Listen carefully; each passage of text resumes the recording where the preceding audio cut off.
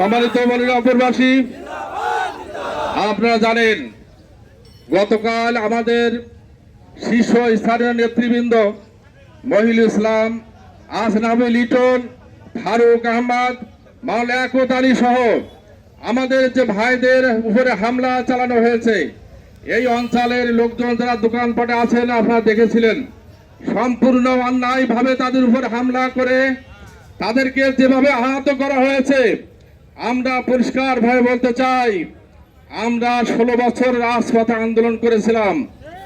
ওই স্বৈরাচার সরকারের পতন হওয়া পর্যন্ত রাজপথ আমরা ছাড়ি নাই।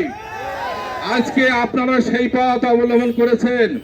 ভাইরা আমার, এই পথ অবলম্বন করে আপনি টিকতে পারবেন না, পারবেন না, পারবেন না। শুনে রাখেন, মিন্টু ভাই এবং আমাদের ইকবাল ভাইকে আমি শ্রদ্ধা রেখে কথা বলতে চাই।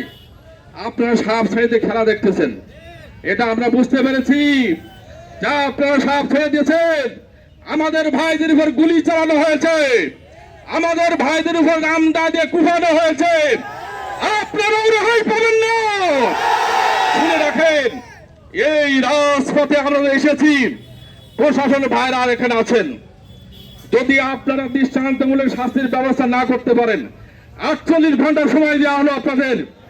এদেরকে গ্রেফতার করে আইনের আওতায় এনে দৃষ্টান্তমূলক শাস্তির ব্যবস্থা না করতে পারেন, এই জনগণ আপনারা ঠেকাতে পারবেন না, পারবেন না। শুনে রাখেন সম্মানিত ভাইরা আমার, আমরা পরিষ্কার ভাবে বলতে চাই, মনিরামপুরবাসী আমাদের ভোট দিয়ে নির্বাচিত করেছে। এই মনিরামপুরের জনগণ নিয়েই আমরা এদের বিরুদ্ধে, এই স্বৈরাচার, নব্য স্বৈরাচারের বিরুদ্ধে প্রতিরোধ করে তুলব। এখন থেকে আমাদের গ্রামে মহল্লায় এই সন্ত্রাসীর বিরুদ্ধে প্রতিরোধ গড়ে তুলতে হবে। আর এই আন্দোলন আমাদের চলমান থাকবে।